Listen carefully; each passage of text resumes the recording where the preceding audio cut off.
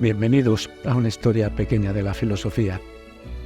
En este episodio nos adentraremos en la figura de un filósofo que no solo dejó huella en el pensamiento cínico, sino que también marcó una influencia inesperada en la literatura posterior, Menipo de Gadara. Aunque su legado ha sido en gran parte eclipsado por otros cínicos más conocidos, como Diógenes de Sinope, Menipo ha dejado una impronta que merece ser explorada a fondo. Nació en la ciudad de Gadara, situada en la región de Coele, Siria, aproximadamente en el siglo III a.C. Gadara era conocida por ser un centro cultural e intelectual importante en la época helenística, lo que nos indica que creció en un ambiente de intercambio de ideas. Se cree que no era un ciudadano libre al principio de su vida, sino esclavo, lo que era un destino común para muchas personas de ese tiempo. Sin embargo, de alguna manera logró obtener su libertad, aunque no se sabe exactamente cómo lo consiguió. Una versión bastante extendida sugiere que adquirió su libertad después de amasar una considerable fortuna a través de actividades financieras poco éticas, probablemente como prestamista o usurero. Este detalle es importante porque refleja una parte de su posterior crítica al valor del dinero y a las convenciones sociales, un aspecto central en el pensamiento cínico.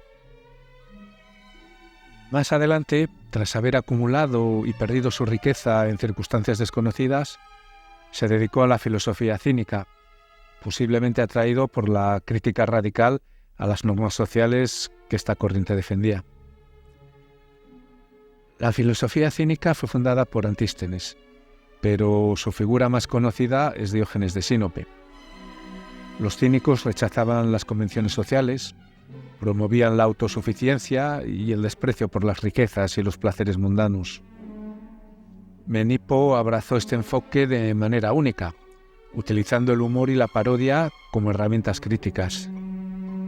Mientras que otros cínicos, como Diógenes, eran famosos por su provocador ascetismo, él se destacó por su forma de comunicar las ideas cínicas a través de un estilo sarcástico y literario. Él pertenece a la etapa final del cinismo, cuando esta escuela ya había empezado a influir en corrientes filosóficas más amplias y en la literatura satírica. Lo interesante de él es que, aunque fue un cínico en su crítica a la sociedad, no se limitó a un discurso filosófico tradicional. En lugar de largos discursos o diálogos, empleó un estilo mordaz y humorístico, más cercano a lo que hoy llamaríamos una sátira o una parodia. Desafortunadamente, no ha llegado ninguna obra completa suya hasta nuestros días. Sabemos de su existencia y de su influencia a través de otros autores como Diógenes Laercio, quien lo menciona en su Vida de los filósofos ilustres. Menipo fue uno de los primeros en fusionar la filosofía con el humor y la literatura satírica, algo que después se conocería como el género menipeo. Su estilo irónico y paródico fue una fuente de inspiración para autores posteriores como Luciano de Samosata y el filósofo y novelista romano Petronio. El término sátira menipea hace referencia a esa mezcla de crítica filosófica y burla social que se encuentra en la obra de Menipo y en los autores que siguieron sus pasos. Esto le permitió llevar las críticas filosóficas a un público más amplio y diverso, en lugar de limitarse a los círculos filosóficos académicos. Su impacto se puede ver incluso en autores tan posteriores como Voltaire, quien en sus obras satíricas también adoptó un enfoque filosófico crítico con toques de humor. Al igual que otros cínicos, consideraba que la autarquía, la autosuficiencia, era el ideal del sabio. En su visión, el verdadero filósofo debe ser independiente de los bienes materiales, de las opiniones de los demás y, sobre todo, de las pasiones y deseos que nos esclavizan. Esta autosuficiencia es la que permite al sabio vivir en consonancia con la naturaleza, despreciando las convenciones y valores impuestos por la sociedad. A pesar de que no abogaba por el ascetismo radical de Diógenes, sí compartía la creencia de que la vida sencilla, libre de necesidades impuestas por el lujo y la ambición, era la forma más auténtica de vivir. Sin embargo, Menipo aportó a esta idea un giro significativo. No solo rechazaba los bienes materiales, sino que los ridiculizaba. A través de la burla dejaba claro que las preocupaciones terrenales como la riqueza, el estatus social o los honores no tenían más valor que el que arbitrariamente les asignamos. En este sentido, su sátira era una forma de desvelar las ilusiones bajo las que vivimos. Por ejemplo, en su Descenso al Hades, imagina que después de la muerte no hay distinción entre ricos y pobres, poderosos y humildes. Todos terminan en el mismo lugar, la oscuridad de la muerte. En la vida, estas diferencias son solo construcciones que nos esclavizan, pero la muerte revela la futilidad de estas divisiones. Al ridiculizar las aspiraciones mundanas, señalaba que el verdadero valor está en la libertad interior, no en los logros externos. Otro aspecto clave de su filosofía fue su crítica mordaz a la religión y la superstición. Los cínicos en general eran escépticos frente a las creencias religiosas tradicionales, que consideraban como otra forma de opresión que alejaba al ser humano de su verdadera naturaleza. Él llevó esta crítica a un nivel extremo, ridiculizando abiertamente no solo a los dioses y a los rituales religiosos, sino también a aquellos que pretendían conocer y manipular el destino, como los sacerdotes y los adivinos. Su obra refleja un escepticismo profundo sobre la capacidad del ser humano para acceder a verdades trascendentales. En sus sátiras exponía la inutilidad de los ritos y sacrificios destinados a aplacar a los dioses, sugiriendo que estos no tenían ningún poder real sobre nuestras vidas. Este planteamiento encaja dentro del ethos cínico de no depender de nada fuera de uno mismo, ni de las creencias religiosas, ni de los augurios, ni de los caprichos de los dioses. En la sátira menipea, el ataque contra la superstición se expresa de manera cómica. Por ejemplo, en algunas versiones de su Descenso al Hades, Menipo, tras haber visitado el inframundo, regresa para reírse de aquellos que aún creen que los dioses se preocupan por sus sacrificios o plegarias. Para él, estas creencias no solo eran falsas, sino risibles. La filosofía, según su visión, debe liberar al ser humano de estas ilusiones y devolverlo a una vida de libertad e independencia. Una característica distintiva de su pensamiento es su crítica hacia la erudición abstracta y los filósofos que se distanciaban de la vida práctica. A menudo se burlaba de los académicos que se perdían en largas discusiones sobre teorías especulativas sin ninguna relevancia para la vida cotidiana. Para él, la verdadera filosofía no era una cuestión de acumular conocimiento o de participar en debates intelectuales interminables, sino de vivir de acuerdo con principios simples y naturales. Este rechazo hacia la sabiduría académica lo conectaba directamente con la tradición cínica, que prefería la acción y la práctica a la mera reflexión. Él consideraba que la vida filosófica debía ser accesible para todos y no limitada a un círculo cerrado de académicos y eruditos. En este sentido, su crítica tenía un tono profundamente democrático y su uso de la sátira le permitía derribar las pretensiones de los filósofos que, en su opinión, se alejaban de la verdadera esencia de la filosofía, la búsqueda de la libertad interior. En sus textos satíricos ridiculizaba tanto a los filósofos que se dedicaban exclusivamente a la lógica abstracta como a aquellos que se enredaban en disputas escolásticas sin fin. Para él, todo este saber era inútil si no conducía a una mejora en la vida práctica del individuo. Este escepticismo hacia el conocimiento teórico refleja una vez más su alineación con los principios cínicos de simplicidad y autosuficiencia. En lugar de perderse en laberintos intelectuales, optaba por una crítica directa y accesible que pudiese ser comprendida por cualquier persona, no solo por los sabios. El aspecto más distintivo de su filosofía es sin duda su uso del humor como herramienta filosófica. A través de la burla y el sarcasmo y la parodia, buscaba desarmar las convenciones sociales, exponiendo su futilidad. Si bien otros cínicos utilizaban el escándalo o la provocación directa, él prefería utilizar la risa para llegar a su audiencia, haciendo más digeribles sus críticas. Este enfoque es lo que lo diferencia de otros pensadores cínicos.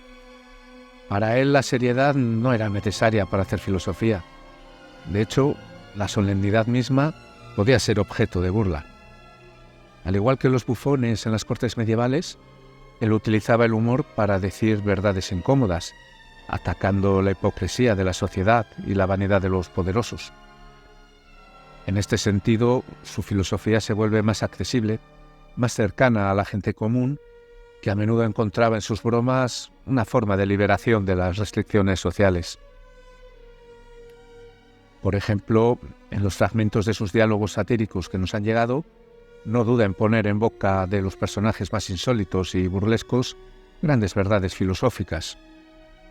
En su Descenso al Hades, la escena en la que los héroes y los grandes personajes de la historia se encuentran en el inframundo, todos iguales en la muerte, es una perfecta ilustración de su estilo.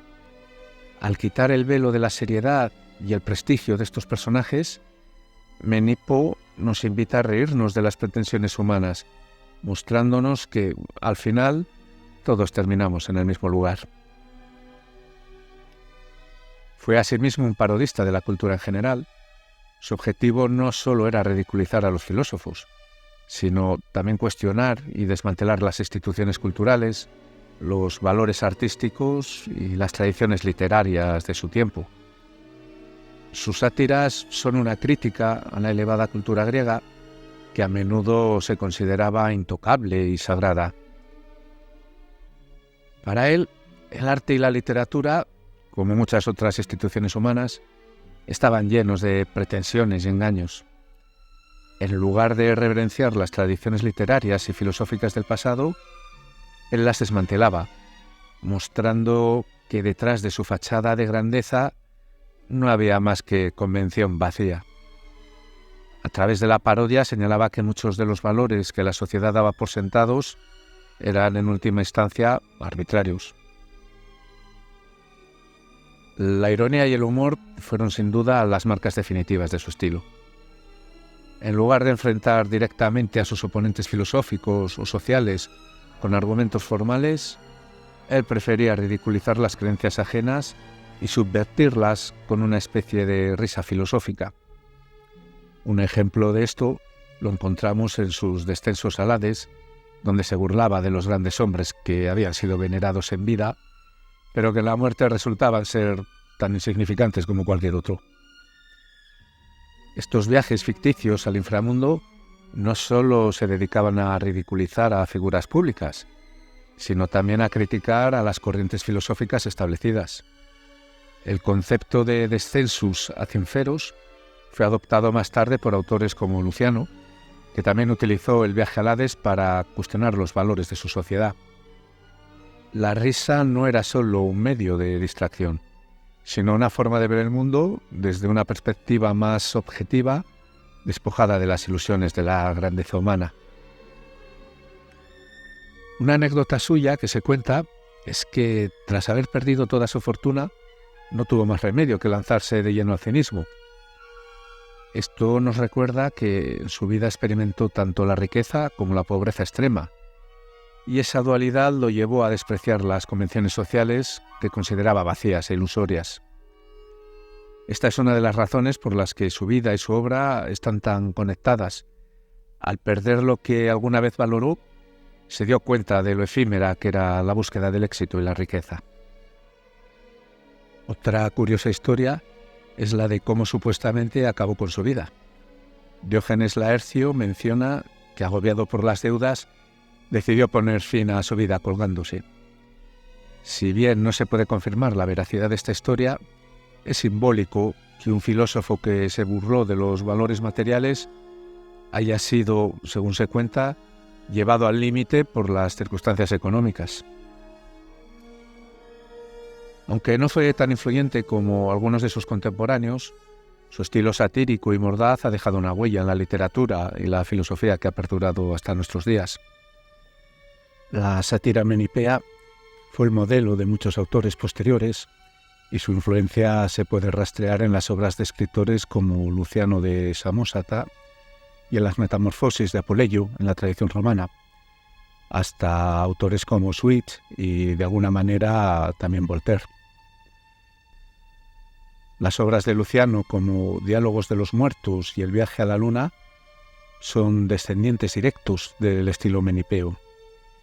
Estos textos, a su vez, influyeron en la literatura europea, incluyendo autores del Renacimiento y más allá, como François de Rabelais y Miguel de Cervantes, y luego en la tradición satírica británica con autores como Jonathan Swift. Su importancia también se puede ver en su influencia en la obra de Petronio, el Satiricón, y en la novela filosófica de Apuleyo, El asno de oro. Ambos textos recurren a la mezcla de lo sublime con lo ridículo, lo filosófico con lo grotesco, en una tradición que sin duda tiene sus raíces en Menipo.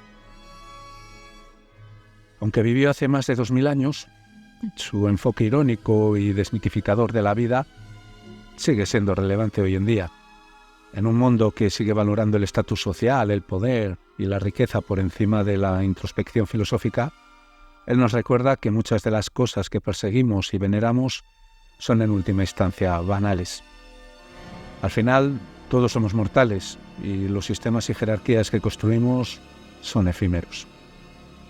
Su vida, su obra y su filosofía nos enseñan que en el fondo lo que importa no es la riqueza ni el estatus, sino la libertad interior y la capacidad de ver el mundo tal y como es, sin los filtros que nos imponen las convenciones sociales.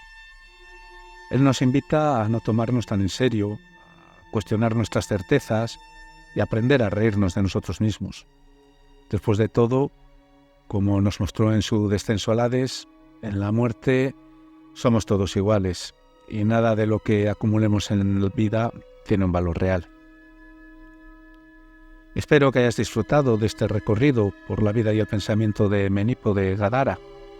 Si ha sido así o no, déjalo en los comentarios. Y recuerda que si te interesa seguir indagando sobre los grandes pensadores, puedes suscribirte y activar la campanita para no perderte nuestros próximos episodios. Hasta la próxima.